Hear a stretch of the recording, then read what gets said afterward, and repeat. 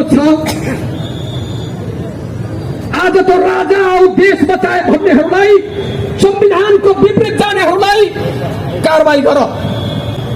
तिमीसँग हिम्मत छ भने संघीयता र पहिचानको विरोध गर्ने, संविधानको विरोध गर्नेहरूलाई कारबाही गर। राज्यले चाहिँ यति हदसम्म चाहिँ हामीलाई किन हेप्यो, त्यो कारण चाहिँ पत्ता लगाउनु हामीले बुझ्नुपर्ने आवश्यकता छ। राजा ज्ञानेन्द्रको हालत तिमीले हेरिसकेका छौ, तिमीले सोभियत रुसको हालत हेर्यौ, तिमीले संसारका बडा बडा तानाशाहहरूको हालत हेर्यौ। सबै हतियार त्योका त्यो थिए र जनता विजय भएर तिम्रो अन्त गर्ने दिशातर्फ अगाडि बढ्न सक्छ। कारवाही गरेर वार्ताको वातावरण बनाऊ। पहिले कारवाही गर, अनि वार्ताको वातावरण बन्छ। हामी वार्तामा बस्न तयार छौँ।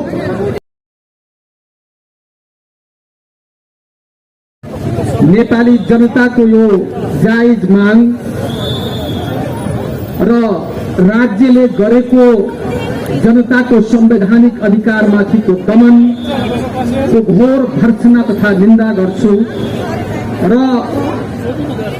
मुकुमलुङको जनता र त्यसबाट प्रभाव पर्ने सम्पूर्ण नेपाली जनतालाई चाहिँ नेपाल संघीय समाजवादी पार्टी र 8 दलीय मोर्चा यो आन्दोलनको साथमा छ र हामी तपाईसँग नैतिक समर्थन मात्रै होइन, भौतिक उपस्थितिको सहितको समर्थन जनाउन आज यहाँ ठण्डा सहित उपस्थित भएका छौँ। हाम्रो कमजोर पक्ष के रह्यो, राज्यले चाहिँ यति हदसम्म चाहिँ हामीलाई किन हेप्यो, त्यो कारण चाहिँ पत्ता लगाउनु हामीले बुझ्नुपर्ने आवश्यकता छ। म यहाँहरूलाई सम्पूर्ण नेपालको उत्पीडित जनतालाई, सम्पूर्ण नेपालका न्यायप्रेमी जनतालाई र यो मुलुकमा चाहिँ इन्साफ र सत्यको शासन स्थापित गर्न चाहने सम्पूर्ण आदरणीय जनसमुदायलाई म आग्रह गर्न चाहन्छु कि यहाँबाट हामीले हेर्छौँ कि मुकुमलुङ एउटा पवित्र धार्मिक स्थल र त्यहाँका रैथानेहरू र त्यहाँका आदिवासी जनजातिहरूको मात्रै सम्पत्ति होइन, यो विषय सम्पूर्ण नेपालको उत्पीडित जनताको विषय हो भन्ने कुरा हामीले बुझ्नु पर्यो। हामीले जब रिपु सभाको हत्या र बलात्कार हुन्छ त्यति बेला चाहिँ यो दलितहरूको मात्रै समस्या हो, र जब मुकुमलुङमाथि आक्रमण हुन्छ, धर्म संस्कृतिलाई मास्ने काम गरिन्छ र जनताको संवैधानिक अधिकारलाई खोज्ने काम गरिन्छ, अनि हामी भन्छौँ यो लिम्बूहरूको मात्रै समस्या हो। हाम्रो मूल समस्या यही हो। राज्यले हामीलाई यसरी हेपेको मूल कारण नै यही हो। अब हामी यो भन्न चाहन्छौँ कि यो समस्या लिम्बूहरूको समस्या होइन, मात्रै होइन, यो सम्पूर्ण नेपालको उत्पीडित जनता, नेपालका आदिवासी जनजातिहरू, नेपालका दलितहरू, नेपालका मधेसीहरू, नेपालका मुस्लिमहरू, नेपालको महिलाहरू र नेपालको वर्गीय उत्पीडन परेका सम्पूर्ण जनताको मुद्दा हो यो। यसरी हामीले यसलाई हेर्नुपर्ने आवश्यकता छ, अनि मात्रै हामी राज्यसँग सही दिशामा उसलाई लिएर जान सक्छौँ। आज म भन्छु तपाईलाई, 9 दिन कार आन्दोलन त्यहाँका रैथाने जनताले गरे। त्यहाँको धर्म र संस्कृतिलाई संरक्षण गर्नका लागि, नेपालमा भएका जुन एउटा सम्पदाहरू हो त्यसको संरक्षण गर्नका लागि तो सरकारले धन्यवाद दिनुपर्ने। यदि सरकार जनताको हो भने, यो राष्ट्रको हित चाहन्छ भने सरकारले धन्यवाद दिनुपर्ने। तर सरकारले धन्यवादको सट्टा के दियो? सरकारले धन्यवादको सट्टा गोली दियो। ए सरकार, तिमीलाई गोलीमाथि धेरै भार छ भने तिमीले यदि महसुस गरेको छौ भने कि बन्दुक र गोलीले शासन चलाउन सकिन्छ र जनतालाई डराउन सकिन्छ भन्ने तिमी सपना हेर्दैछौ भने राजा ज्ञानेन्द्रको हालत तिमीले हेरिसकेका छौ। तिमीले सोभियत रुसको हालत हेर्यौ, तिमीले संसारका बडा बडा तानाशाहहरूको हालत हेर्यौ। सबै हतियार त्यसका त्यो थिए र जनता विजय भएर तिम्रो अन्त गर्ने दिशातर्फ अगाडि बढ्न सक्छ। म सरकारलाई आग्रह गर्न चाहन्छु कि सरकारले अविलम्ब त्यहाँका जनताहरूको समस्यालाई समाधान हुने गरी, त्यहाँका रैथाने जनताको भावनाको सम्मान गर्ने गरी वार्ताद्वारा समस्याको समाधान गर।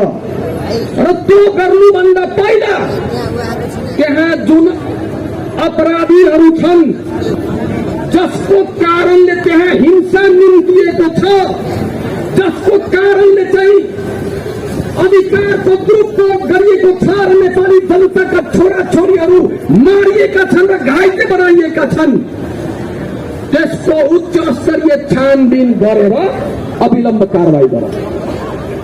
कारवाही गरेर वार्ताको वातावरण बनाऊ। पहिला कारवाही गर, अनि वार्ताको वातावरण बन्छ। हामी वार्तामा बस्न तयार छौँ। यहाँको जनता यसको शान्तिपूर्ण हल चाहिरहेको छ, तर सरकारले बन्दुकको धाक र धम्की देखाइरहेको छ। आदरणीय जनसमुदाय, आदरणीय उत्पीडित साथीहरू, म यहाँहरूलाई आग्रह गर्न चाहन्छु, सरकारले गर्नुपर्ने कामहरू धेरै छन्। जस्तै एउटा दलितको छोराले आफ्नो मन पराएको केटीलाई बिहे गर्यो भने दिल्लीबाट त्यो बिचरा दलितको छोरालाई समात्ने र ल्याउने सरकारको आँट छ भने रिङ्कु सदाको बलात्कारी र हत्यारालाई फाँसी देऊ, कारवाही गर भन्ने तिमीसँग आँट छैन। आज संविधानको उल्लङ्घन गरेर यही काठमाडौँमा जुलुस प्रदर्शन भइरहेछ। तिमीसँग हिम्मत छ? आज त राजा आऊ देश बचाए भन्नेहरूलाई, संविधानको विपरीत जानेहरूलाई कारवाही गर।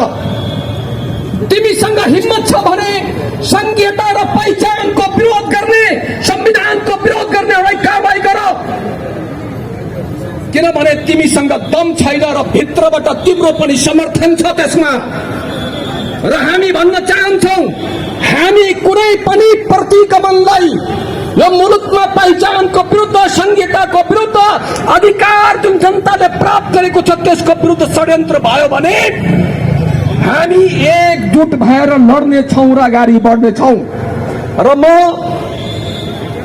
लुकुमलुङ क्षेत्रको जनता, आदिवासी जनजाति र त्यहाँका सम्पूर्ण आदरणीय जनसमुदायलाई मधेसको तर्फबाट, मुस्लिम समुदायको तर्फबाट, 8 दलीय मोर्चाको तर्फबाट तपाईहरू बिल्कुलै एक्लो हुनुहुन्न।